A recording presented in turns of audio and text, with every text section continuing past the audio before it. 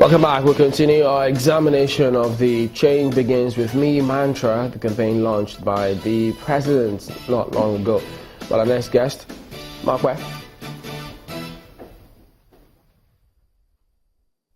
Thank you so much, Chamberlain. I do have with me Mr. Nya Etok, who is the National Chairman, Young Democratic Party. Yeah. You're welcome to Sunrise Daily. Thanks for having me. So how are you receiving this Change Begins With Me message? I feel very sad as somebody who is very passionate about this country, and again, a man who occupies a very strategic position with respect to what can be done about Nigeria, because I believe that every party is government, either in waiting or in action. And government should look at the good, the welfare of the people, the citizens. And within that context, whether you're in power or you're out of power, you're asking yourselves, what are the things that should be done to make this country better, greater? And I believe that the change begins with me. It's an amazing concept that we couldn't have had a better time for it to come now. And but so the problem. So why are you sad then? I'm very sad because you carry something very good, extremely good, with the capacity to change this country, and you toy with it. How do you toy with it? A while back, when we set up the party, we started thinking, how can we do things a little different? What can we do? And we said, look, if we're going to change, we're going to have to start ourselves by looking at a few things and making sacrifices internally. So went ahead and put in place 1, 2, 3 things internally without That's even within talking. Your party? Yes, within the party. For instance, I, as a national chairman, I understand politics very well. I know where the commercial part of politics is, giving tickets. I mean, ticket racketeering is the biggest business in politics. The very first thing I did was to strip myself of that right. As a national chairman, I cannot give a ticket to my brother, and it is there in the Constitution. So the issue of imposition is out. But let me not go into that. What I expected this administration to do, if they meant well, was to really look at themselves and say, for goodness sake, what can we do differently? That's called sincerity. It's called honesty. It's called integrity. And then when you launch a national program, the first thing you are doing is, fellow Nigerians, we can't continue this way. Things just can't go the way they are going. As a result, we have resolved within us to do the following. 1, we cannot afford the luxury of flaunting wealth when things are going south. As a result, I, as the President of the Federal Republic of Nigeria, have decided to look at the presidential fleet all over. And if it means my going by public transport, I'm willing to do that. It's a sacrifice not too great to pay. Also, in my administration, the ministers are going to come to become normal human beings and not superhuman beings, that the roads must be cleared for them before they pass, that they must have a retinue of aides before they do their work. It's good, but for goodness sake, we are in desperate times and we cannot afford this for now. And in our party, we've looked at it and realized that party is a very, very, very important organ of government.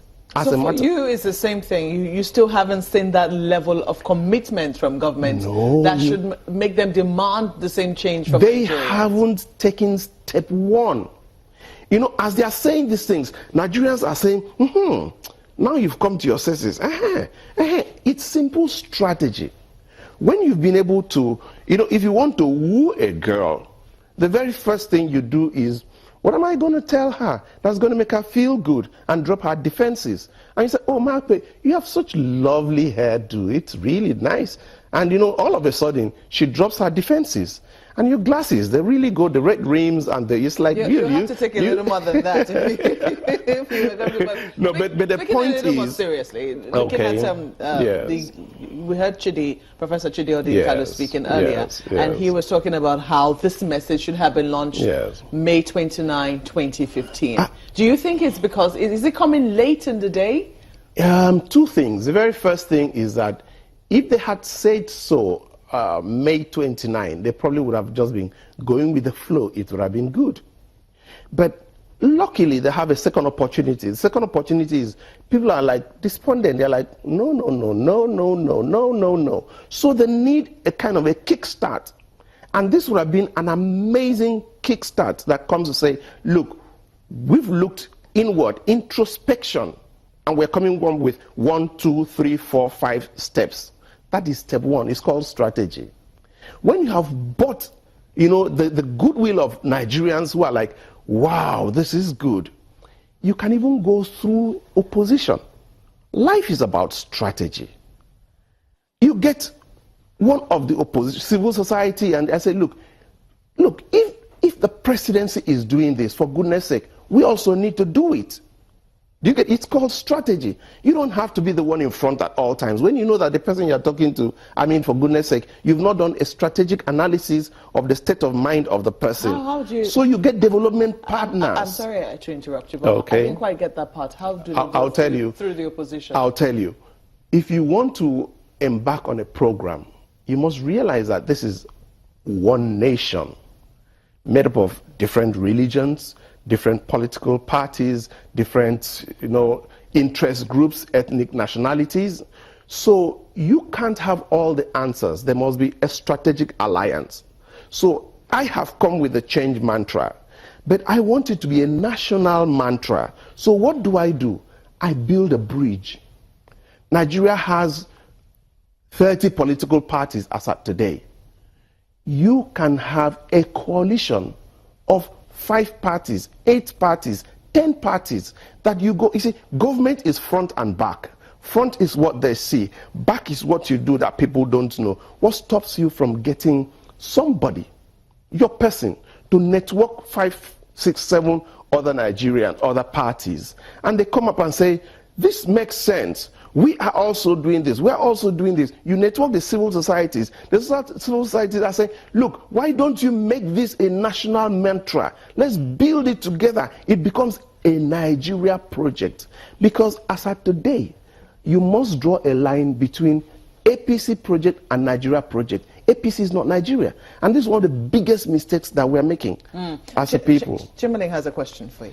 Mr. Nya Etok, I'm just thinking, do you really think that this can become a national message, a national mantra, especially if it still has the word change? Will political parties buy into that?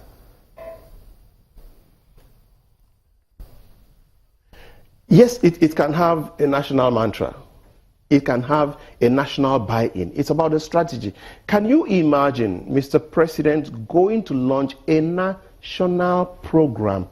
And look, unless you have no respect for other people, for a national program, how many other segments of the population, of the Nigerian society did you integrate into the program?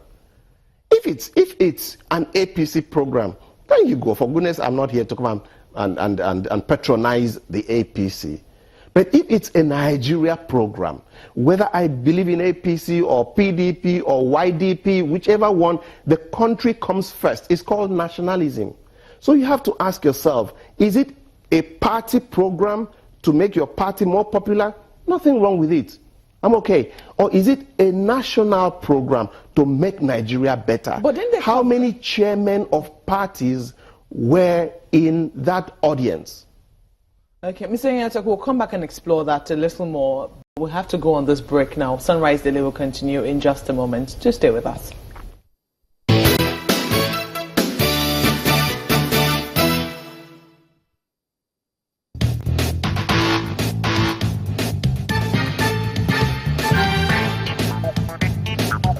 I want Nigerians to realize that what this government inherits after 16 years of PDP and 8 consecutive governments, there was no savings, No infrastructure is done, no power, no rail, no road, no security. This is what the other party left for Nigerians. And let them see what we have done from Boko Haram to what we are trying to do now with the militants. And we have identified these problems, 3 of them. Number 1, security. You have to secure a country to efficiently manage it. Number 2, economy, especially jobs for youth. Number 3, fighting corruption, which is continuous.